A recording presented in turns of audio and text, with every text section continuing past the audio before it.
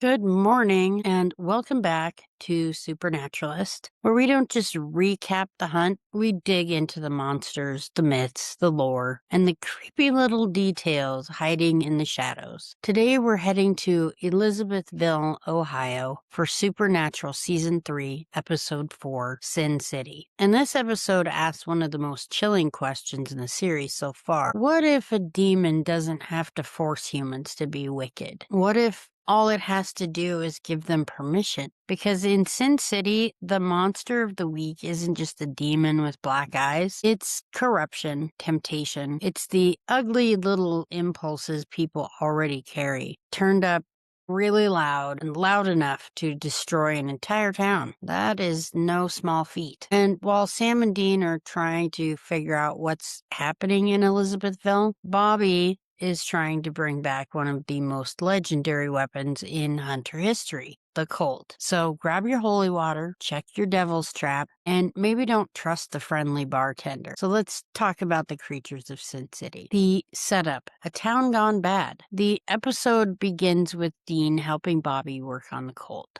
which is a big deal because the Colt isn't just another weapon. In supernatural lore, the Colt is almost mythical. It's one of the few weapons known to kill supernatural creatures that normally can't be killed by ordinary means, regular guns, knives, etc.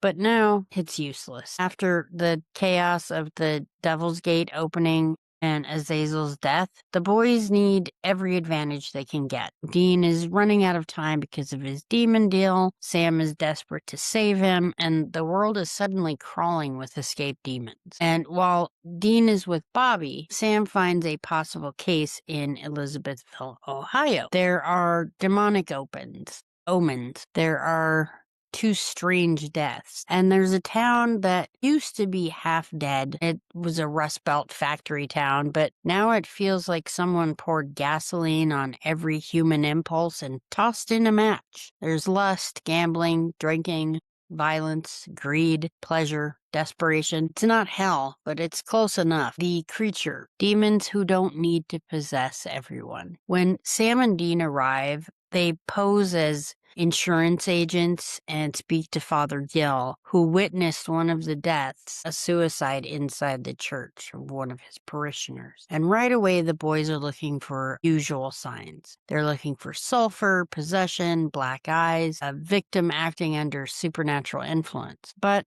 this case doesn't play by the usual rules. The violence in Elizabethville feels demonic, but not everyone involved is possessed. That's what makes this episode so disturbing. The demons aren't controlling every person like puppets. They're influencing the environment, and they're encouraging people to give in to whatever they already want and desire, basically.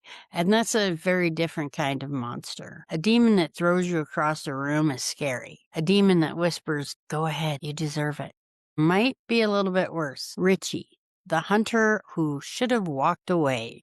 I agree with that sentiment. At the hotel in Elizabethville, Sam and Dean run into Richie. He's a hunter Dean has known from his past working with his dad. Dean's reaction tells us everything we need to know about Richie. He likes Richie, but he doesn't think he's cut out for this life. Dean has warned him before that hunting is going to get him killed, and Richie laughs it off. And because this is supernatural, the second someone laughs off a warning like that, we know the clock has started ticking. So Richie gives the boys a tip about a local bar owner by the name of Trop. Bar seems to be the center of Elizabethville's sudden spiral into gambling and drinking and sin. It's like the hub. And when Sam and Dean get there, they find something that makes the whole thing even stranger. Father Gill is sitting at the bar, a priest in a town drowning in sin, sitting right in the middle of it. That image alone tells us something is very wrong. And then violence erupts. One man shoots another because he slept with his wife. Then he tries to turn the gun on himself, but Dean tackles him before he can pull the trigger. Sam splashes the guy with holy water, but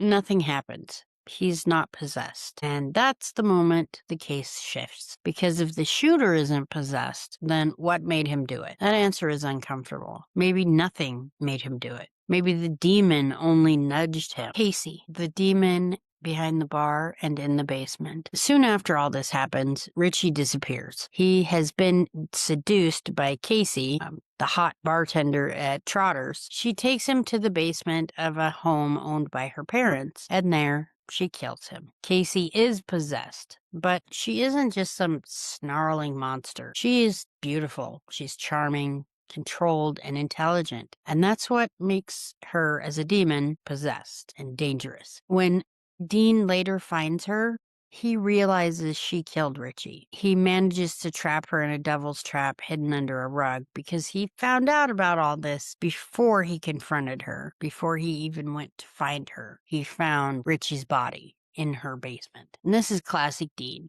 He's practical, he's sneaky, he's a little desperate, but it's perfect. And now Casey is helpless, but she isn't helpless. Dean starts to exorcise her, but she raises a supernatural wind that destroys the exorcism book. Then she causes a cave-in, and that traps them both in the basement. And suddenly the episode becomes something more intimate than a monster fight. They don't fight. They're stuck together in this basement. Hunter and Demon, they're waiting for backup. And they start talking, which is not usual for Dean. He will find a way to kill a demon. The demon's philosophy: humans don't need much help. This is where Sin City becomes one of the more interesting demon episodes in early Supernatural. Casey tells Dean that she didn't force Elizabethville to become the way it is. She only encouraged Trotter. She nudged him towards gambling and prostitution. Put that little bug in his ear. The rest, the town did all that itself. And the true horror of the episode, that really is, Casey isn't saying demons created evil in Elizabethville. She's saying humans already had it in them. The demons only opened the door for them. And that idea makes the creature lore more complicated. Now, in earlier episodes, demons often felt like invaders. They took over bodies, they killed, they manipulated, and they possessed people. But here, the demon is almost acting like a tempter, or in her case, temptress. She doesn't need to control everyone because temptation works better when people think they're choosing it themselves. That's old school demon lore. The devil on your shoulder, the whisper in your ear. They offer you... Azazel has a name. During Dean and Casey's conversation, she reveals something huge. The yellow-eyed demon has a name, Azazel. And maybe I'm remembering this wrong, but I thought that his name was already said in season 2. If I'm wrong, please let me know. Anyway, that name matters because it makes him feel less like a random monster and more like a major player in the supernatural world. Azazel wasn't just a demon. He had a plan. He had followers, and he was building something. And in a much later episode, we find out exactly what Azazel was. And with him dead, the demon army is in chaos. Why, you ask? Because Sam didn't take the role Azazel intended for him. Sam was supposed to become the leader. He was supposed to lead the demon army. That revelation, I cannot talk today, adds a darker weight to everything happening this season. It's not just that demons escape the Devil's Gate, it's that their leader is gone. Their intended successor walked away, and now Hell's forced, they're scrambling. And that makes Sam more important than ever. And a little bit more frightening. Demons believe in Lucifer. So then Casey drops another bombshell to Dean. Demons believe in a higher power.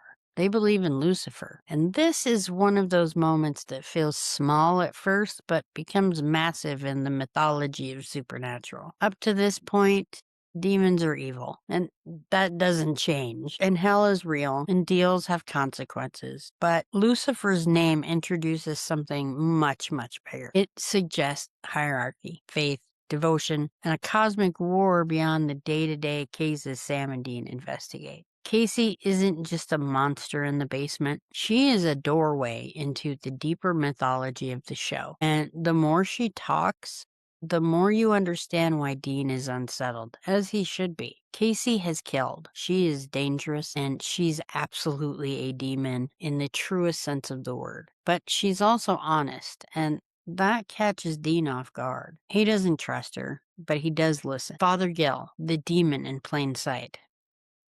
Who would have guessed? So while Dean is trapped with Casey, Sam tries to find him. He searches Casey's house and finds traces of sulfur, which confirms demonic presence. And he goes back to the bar and enlists Father Gill to help him. Bad idea. Why? Father Gill is also possessed. And this is one of the episode's best twists because it plays with expectation. A priest should be safe. Well, these days we know they aren't. But anyway, a priest should be protection. And they should represent holy ground, faith, and resistance against evil.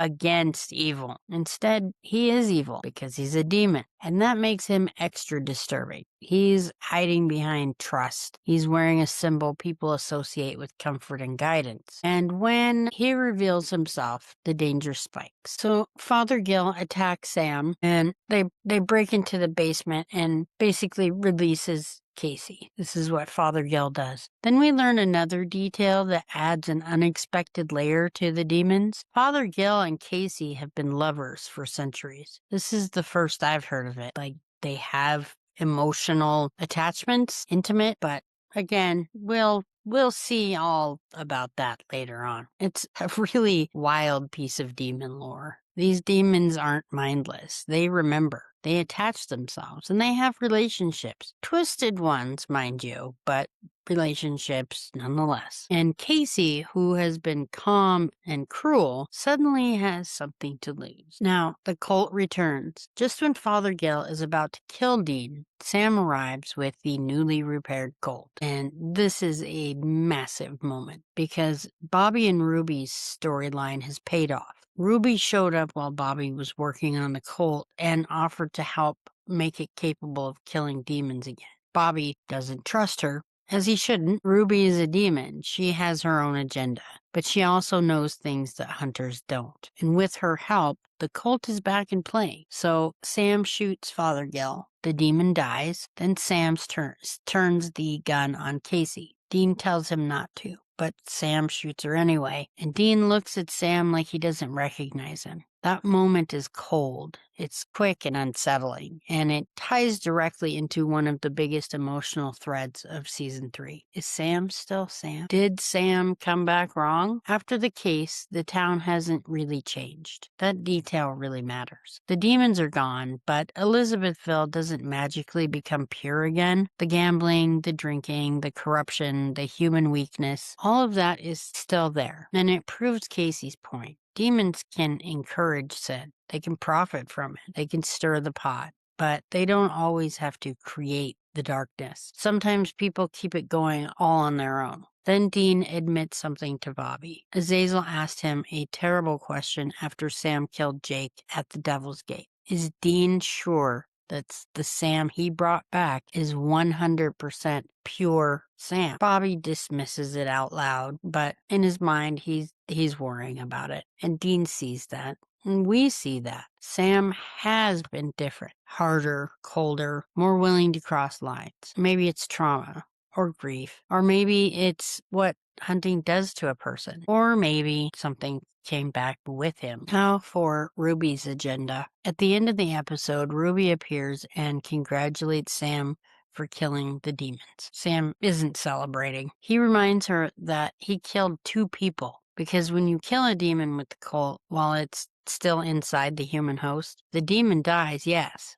but so does the person being possessed. That's the moral weight of the Colt. Exorcism gives the host a chance if the body can survive. The Colt ends the fight, but it also ends the host. When Sam threatens Ruby with it, she reminds him that she can help with Dean's deal. And that's exactly the kind of temptation this episode has been warning us about. Ruby is dangerous not because she attacks Sam. She's dangerous because she offers him what he wants most, a way to save Dean. Now for a creature breakdown. Why the demons in Sin City matter. The demons in this episode are fascinating because they aren't just monsters of violence. They're monsters of influence. Casey doesn't possess the whole town. She encourages it. She whispers in their ear. And Father Gill hides behind holiness. Fake, yes, but it's still the persona. Ruby helps Bobby fix the cult, but clearly has her own plan, and we've known that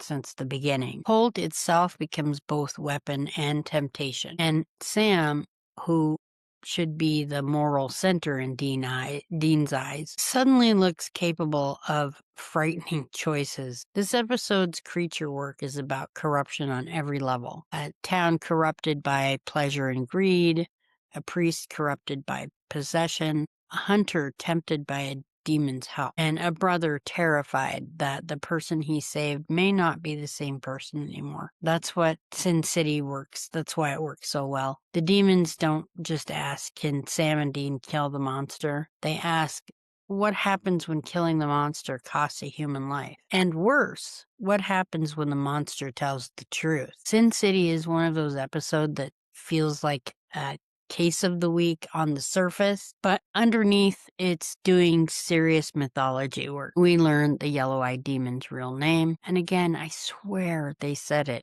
at the end of season 2. Maybe I'm losing my mind. We learn the demons are in chaos because Sam didn't lead them. We hear Lucifer's name, we see the cult return, and we watch Ruby position herself as useful. We also see Dean quietly begin to fear the one thing he can't bring himself to say. Maybe saving Dean came with a price they don't understand yet. For a creature episode, Sin City gives us demons at their most dangerous. Not just snarling, not just possessing, not just throwing people into walls. They're tempting, they're talking, they're telling half-truth, and Casey tells whole truth, mostly. It's making humans look in the mirror, and sometimes that's the scariest monster of all. And now for fun facts, behind-the-scenes info. Let's end with some fun facts and behind-the-scenes details about Sin City. First, this episode is Season 3, Episode 4 of Supernatural, and first aired on October 25th, 2007. It was written by Robert Singer and Jeremy Carver, and directed by Charles Beeson. This episode is an important one for Jeremy Carver, who would go on to become a major creative force on Supernatural. He later served as showrunner during later seasons, so seeing his name here is a fun little marker of where that influence begins. And please remember the name Carver and also Edlund. You'll hear them later in the series, but I'm not giving anything away if you haven't seen all of Supernatural. The episode's main setting, Elizabethville, Ohio, is fictional, but it fits perfectly into Supernatural's favorite kind of location, a struggling American town with a dark secret. This one has a Rust Belt feel, but the vibe becomes something closer to a mix of Las Vegas, New Orleans, and small town decay. The production design leaned into that anything goes feeling. The episode uses warmer, more passionate colors like reds, oranges, and purples to make Elizabethville different from the colder, darker towns Sam and Dean usually investigate. The motel room also follows that theme. Supernatural's motel rooms are almost always, designed to reflect the episode's mood.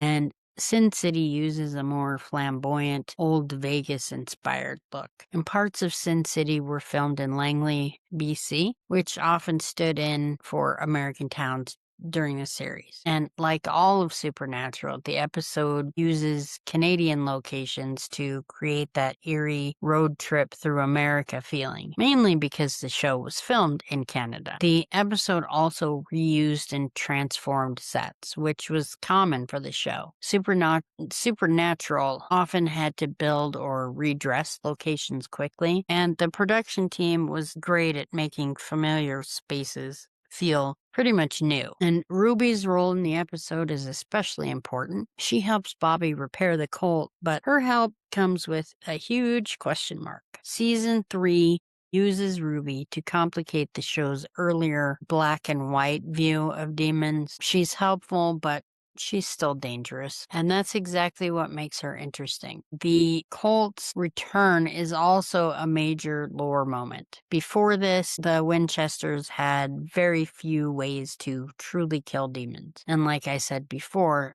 later on in the show, you will see another weapon that can kill a demon. Exorcism sends a demon back to hell, but the cult changes the rules because it can destroy the demon outright. Like, rather than exorcising it so they can go back to hell and tattle on the Winchesters, it kills them. The catch, though, is that the human host dies too. And finally, this episode quietly plants huge mythology seeds by naming Azazel and mentioning Lucifer. Both have biblical, historical significance. Those details may feel like demon trivia at first, but they become incredibly important as the series expands its mythology beyond ordinary hunts and into bigger war between heaven, hell, angels, demons, and destiny. And we haven't gotten to the angels yet, but we will. So while Sin City gives us a corrupt town, 2 dangerous demons, Ruby's suspicious help, and a repaired cult, it also gives us something bigger. It gives us a warning. Hell isn't just loose, it's organizing. And Sam Winchester may still be part of the plan. Thanks for joining me on Supernaturalist. Keep your holy water close. Don't trust the bartender. And remember, if a town suddenly looks like Vegas with a Rust Belt zip code, there's probably sulfur under the welcome mat.